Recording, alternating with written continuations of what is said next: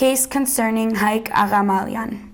16-year-old Hayk was charged with premeditated murder and sentenced to 10 years imprisonment, receiving the maximum sentence. The trial took place at the Kentron and Nok Marash court with Judge Matirosyan as the presiding judge.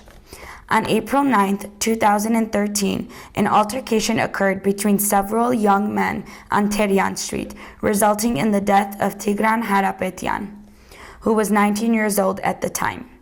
Hayk Aghamalyan, the defendant, was present during the fight. However, he claims that he was not responsible for Tigran's death.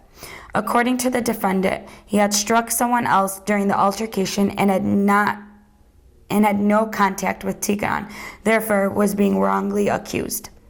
There were several violations during Aghamalyan's investigation. First, Hayk, a minor, was forcefully arrested, taken to the police station, and interrogated without the presence of his lawyer or parent. While he was being held in police custody, Hayk was beaten and tortured by 8 officers.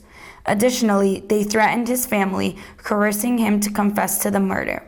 The prosecution's case was contingent upon the false testimony provided, since the murder weapon, a knife, was never found and no forensic evidence was discovered.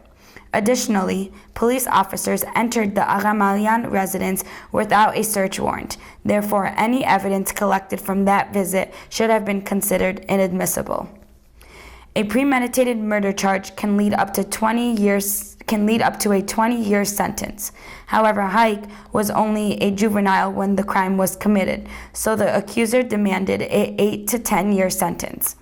Judge Matirosyan convicted Hayk Aghamalyan of premeditated murder and sentenced him to 10 years imprisonment. The defendant's lawyer sent the case to the Court of Appeals. However, that court did not reverse the decision. Therefore, the case is now being re-examined by the Court of Cassation, but a verdict has not yet been reached.